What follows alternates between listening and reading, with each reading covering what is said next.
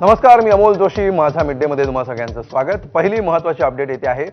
कल्याणमध्ये ठाकरेंच्या शिवसेनेचे उपविभाग प्रमुख रमेश तिखे यांचा हृदयविकाराच्या झटक्यानं मृत्यू झाल्याची बातमी आहे. बेपत्ता नगरसेवकांचे पोस्टर लावल्यामुळे काल तिखेंविरोधात गुन्हा दाखल झाला होता. पोलिसांच्या कारवाईच्या धास्तीनं तिखेंचा मृत्यू झाल्याचं कळत आहे. ठाकरेंच्या शिवसेनेच्या कार्यकर्त्यांनी हा गंभीर आरोप केलेला आहे. पोलिसांकडून रमेश तिखेंना चौकशीसाठी वारंवार फोन करण्यात येत होता, असाही दावा कार्यकर्त्यांकडून करण्यात येतोय.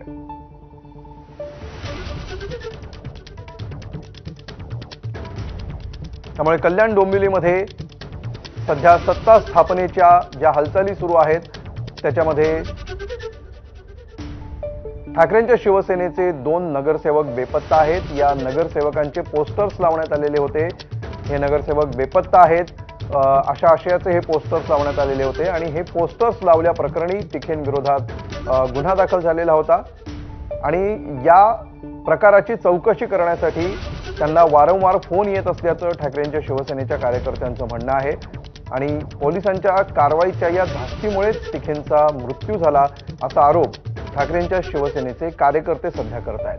त्यामुळे कल्याणमधली ही एक अत्यंत धक्कादायक अशी घटना आहे.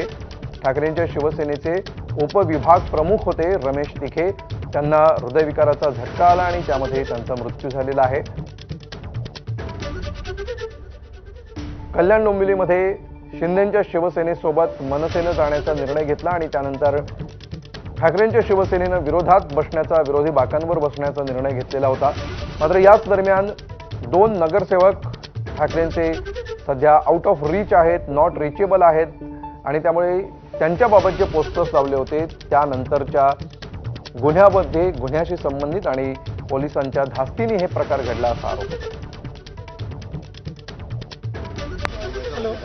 बेपत्ता नगरसेवकांचे पोस्टर लावले आणि त्यानंतर खरं पाहिलं तर जो पोस्टर लावणारा एक त्यांचा कार्यकर्ता जो होता त्याचा मृत्यू झालेला आहे. नेमकं मृत्यू का झाला याचं कारण थेट आरोप आता ठाकरे गटाचे काही पदाधिकारी करत आहे. आपण त्यांच्याकडून जाणून घेणार आहोत. नेमकं काय आरोप आहेत तुमचे? काल पोस्टर लावणारा तुमचा रमेश तिखे नावाचा कार्यकर्ता जो आहे त्यांचं मृत्यू झालेला आहे. आमचा कार्यकर्ता रमेश तिखे त्याचा उपविभाग प्रमुख होता. त्याचा दुर्दैवी मृत्यू झाला. काल तो पोस्टर लावण्यामध्ये त्याने होता. पोलिसांचा एवढा प्रचंड दबाव त्याच्यावरती होता की त्या ठिकाणी त्या दबावामध्ये म्हणजे रात्रीभरामध्ये त्याने 20-25 फोन पोलिसांकडून आले आणि पोलिसांनी त्यांना सांगितलं तुम्ही हजर व्हा, नाही तर म्हणजे एखाद्या सराईत गुन्हेगाराला ज्या पद्धतीने वागणूक त्याहीपेक्षा भयानक वागणूक जर पोलीस स्टेशन देत असेल तर कोणाच्या दबावाखाली देतात. जर फक्त उमेश म्हात्रे हा जर येऊन त्याची तक्रार करतो, ज्याला तक्रार करायचा अधिकार नाही तो येऊन इथं तक्रार करतो, पोलीस लोक त्याची तक्रार घेतात आणि आम्ही 5 दिवस अगोदर अर्ज दिलेला आहे की यांना सुरक्षितता मिळावी. त्यांना आमचं शिवसेना उद्धव बाळासाहेब ठाकरे यांच्याकडनं आम्ही त्याला उमेदवारी दिलेली आहे आणि त्याचं कुठे काय अपहरण होऊ नये, त्याला कोणी डांबून ठेवू नये म्हणून आम्ही अर्ज दिले. त्याचा तपास काय झालेलाच नाही आहे. उलट त्या ठिकाणी आमच्यावरती नोटीस काढायची की आम्हाला हे करायचं. हा कोणता न्याय आहे? हा कायदा सुव्यवस्थेचा कोणता प्रश्न म्हणजे आमच्या कल्याणपूर्वीला कायदा सुव्यवस्था राहिली की नाही हा प्रश्न आमच्या समोर आहे. नक्कीच काय सांगाल? काल रमेश तिखे तुमच्यासोबत होते, त्यानंतर गुन्हा दाखल झाला आणि रात्रीतूनच कळालं की त्यांचा मृत्यू झाला. मात्र एकीकडे मधुर म्हात्रे यांचे वडील जे आहेत उमेश म्हात्रे त्यांनी थेट आरोप केला की तुम्हाला कुठल्याही पद्धतीचा अधिकार नाही, बेपत्ता झाल्याचा पोस्टर लावण्याचा अधिकार नाही, त्यामुळे त्यांनी तुमच्यावरती कोळशेवाडीमध्ये तक्रार दाखल केलेली आहे. याबाबत काय सांगाल? खरं तर आम्हाला कुठलाही अधिकार नाही हे म्हणणं अत्यंत चुकीचं आहे.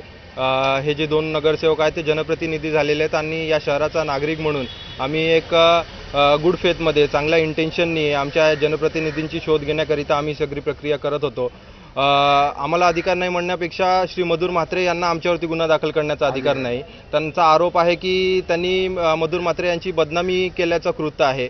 परंतु कायद्याच्या तरतुदीनुसार BNS 356च्या अनुसार जर ज्या व्यक्तीची बदनामी होते त्या व्यक्तीने पोलीस स्टेशनमध्ये हजर राहून तक्रार देणे अपेक्षित असताना त्यांचे वडील या ठिकाणी येऊन हे करतात आणि पोलीस देखील राजकीय दबावापोटी त्यांचा तक्रार घेत आहेत. आमचा तर कल्याणमधली ही धक्कादायक घटना, याच्या अधिक अपडेटवर आपलं लक्ष राहील. पुढच्या